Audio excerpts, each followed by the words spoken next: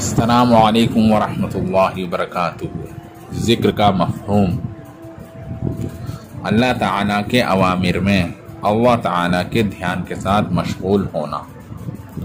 अवामिर कहते हैं अल्लाह ताला के अहकामात जो आपने अपने नबी मोहम्मद सल्लल्लाहु अलैहि वसल्लम पर कुरान के ज़रिए नाजिल फरमाए, उनको कहते हैं अवामिर।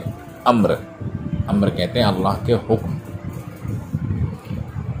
ज़िक्र से क्या चाहा जा रहा है? ज़िक्र से ये चाहा जा रहा है कि अल्लाह ताला मेरे सामने हैं और वो मुझे देख रहे हैं।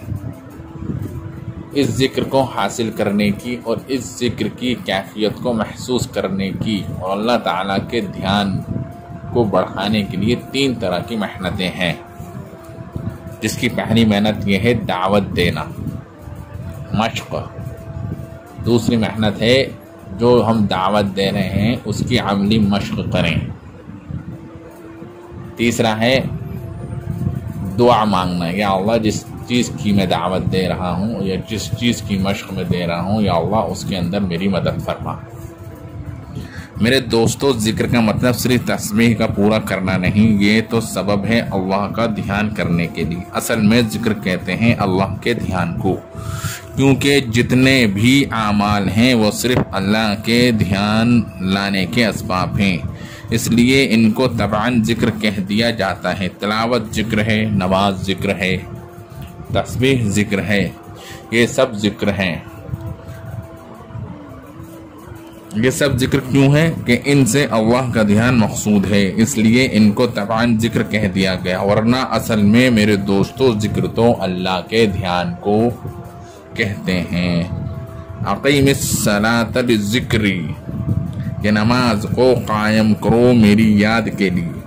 अगर नमाज अल्लाह के ध्यान से हो रही है तो नमाज ज़िक्र है। जो अमल भी अल्लाह के ध्यान के साथ हो वो ज़िक्र है। इसीलिए हज़रत उमर ने फरमाया कि हर इताअत करने वाला जो अल्लाह की और उसके रसूल की इताअत करता हो वो ज़ाकिर है।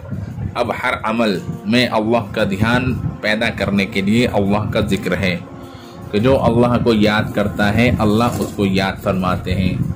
जब तक आदमी अल्लाह का ज़िक्र करता है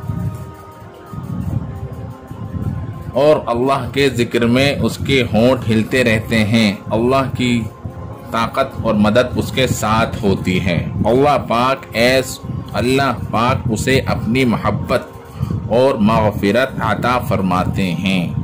अल्लाह का ज़िक्र शैतान से बचने का क़िला है।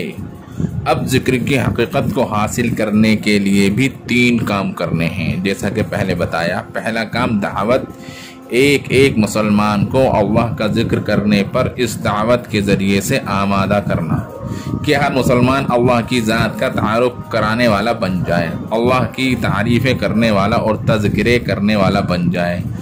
इस पर उम्मत को आमादा करना, तरग़ीब देकर। ये तरग़ीब हमें इसीलिए देनी है कि इसकी हकीकत अभी हमारे अंदर नहीं है। इस हकीकत को हासिल करने के लिए हम दावत दे रहे हैं। जब इसकी हकीकत हमें हासिल होगी तो हमें अल्लाह का ध्यान मिल जाएगा। इसके लिए दावत के बाद हमें मश्क करनी है। दूसरा काम मश्क के तन्हाई में बैठकर अल्लाह का ज़िक्र करना है, इस कैफियत के साथ कि मेरा अल्लाह जिसने सब कुछ अपनी कुदरत से बनाया वो मेरे सामने है, मेरे ज़िक्र करने को सुन रहा है, मेरा अल्लाह मुझे देख रहा है। इस तरह अल्लाह के ज़िक्र की मश्क करनी है। तीसरा काम जो हमको करना है दुआ, कि इन दोनों कामों को करने के बाद, यानी इस दावत और मश्क के बाद रो रो कर अल्लाह रब्बुल इज़्ज़त से ज़िक्र की हकीकत मांगनी है।